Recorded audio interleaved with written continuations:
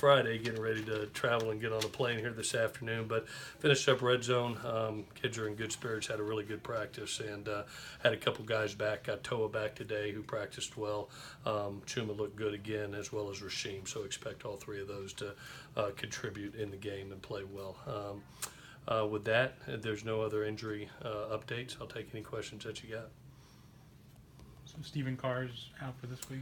Stephen Carr will not play in this game.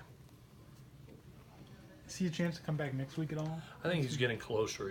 He's starting on the treadmill and starting putting full speed weight on his on the foot, and looked okay this week. But at that position, it's so hard to be able to put your foot in the ground and make the cuts you need at the running back position. So it looks like he needs one more week. Are you looking forward to the opportunity of, you guys are 6-1, and people are still saying you guys haven't played particularly well? Are you looking forward to the opportunity of, no matter what happens, if you win, you could probably kind of get those people to stop saying that?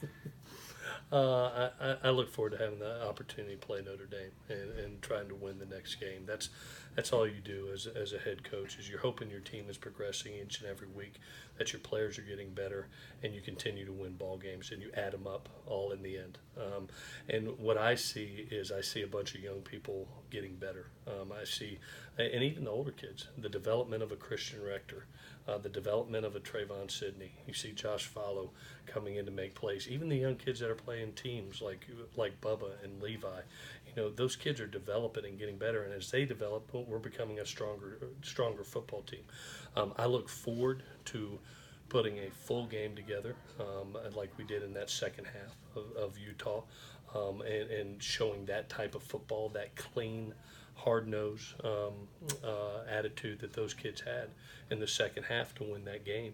It's going to be needed in this game because we're playing as good a team as we've played all year in Notre Dame. It's going to be required. So, but to your question, I worry about going 1-0 every week and continue to develop our players. They'll remember your record at the end of the day, and did your players improve each and every game? We've heard USC coaches talk about how this game is extra special to them over the years. So why is it the same for you, and why is that? Yeah, I think this game's been going on, I think, from 1926. I think this is the 88th meeting between the two teams, and there's a lot of pride that goes along with this game. This is when you look all over the facility, you see the pictures of USC versus Notre Dame. It's the best intersectional rivalry there is in college sports today. It's one of those that everybody wakes up on Saturday and says, I can't wait to watch this game. I don't care what team you're a part of. You always pay attention to this game. And as a coach and as a player, you understand how special it is to your university, understand how special it is to your fan base. It's good for the game, and it's really neat to have the two teams where we are right now, nationally ranked, a big game with a lot on the line. Reminds me a lot of how our game versus Penn State was in the Rose Bowl, how two teams that when they're playing well, it's great for the game. It's great for college football. So I'm glad that they're in the position they are in, and we're in the position we are. Do you almost think it's important for this rivalry in particular for both teams to be ranked so high? Because it's been a while since that's really been the case. I think the guys play with a lot of pride in this game. It always has. Even last year when Notre Dame was down physically and had a bunch of injuries, I thought their kids played exceptionally hard in the game. I don't think the records kind of matter. I think it's really nice when we're both doing well. Like I said, I think it's good for the game. But really, I mean, everybody wants to win this game so they can leave their mark in history that, hey, I had the opportunity to play Notre Dame and had the chance to earn a victory. There's been a lot of lore about the grass at Notre Dame and then growing it higher or lower based on their team. This is your second year now playing on the field turf. How do you feel about going there and playing on field turf at Notre Dame Stadium? It's very similar to other surfaces that we play upon, and I've never been one that you don't worry about the things that you can't control. You always just say, hey, put the ball down and let's execute from what we've prepared for all week. So glad to have turf and looking forward to having the chance to play on it.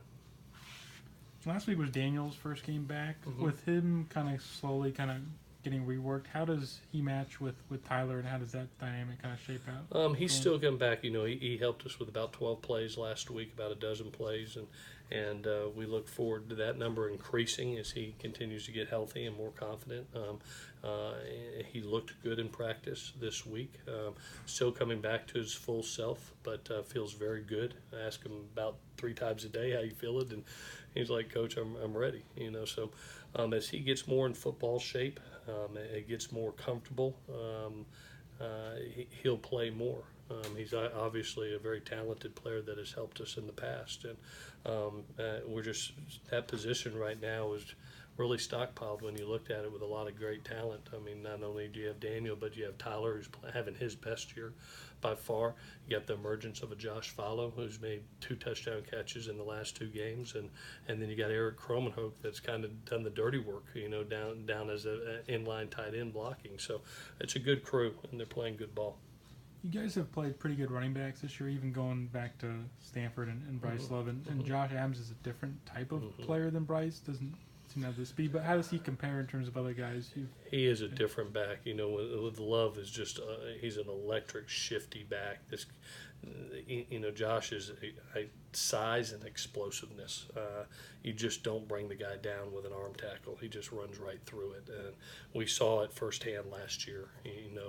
He probably did the best job against us the entire year, as far as running the football. And so we've got a lot of respect for him as well as his offensive line. You look at the O-line, and they don't get enough credit. They're one of the most experienced groups that we've played all year, I think.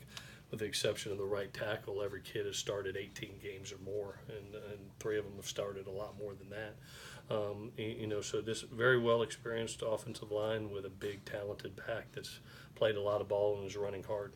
It seems like they recommitted to the run this offseason. Have you noticed that? Oh, there's no question. I think Coach Kelly, being the offensive mind that he is, I said it the other day, I credit him because he really leans on his strengths. He had Kaiser in the last couple of years and leaned on the passing game, and this year you can tell he's got 2 runners, and one's the quarterback and one's the big back, and they're spreading you out in 3 wide sets and saying, okay, we got 2 backs in the backfield, and they're running for 308 yards a game. They're passing it when they do get man-to-man coverage, taking shots down the field, but their offense runs with those 2 kids. Time for one more. With Jay Tufele, for him to play in this game, is it going to come down to injuries, or is he? I think how we're doing health-wise and how the game is going. We're always training kids and developing kids. We hope for the best, but you got to prepare for the worst just in case you have an injury or 2. He's got to be ready, and that's why we brought Jay over. We brought Jake Lichtenstein over. 1, it's going to help them develop, but 2, we may look up and need them in this game as well as the next. I mean, we've got a minimum of 6 games left, hopefully more. So it gives them some great work as they progress. But we hope we don't have to use them, but we're preparing just in case we do. Okay. All right.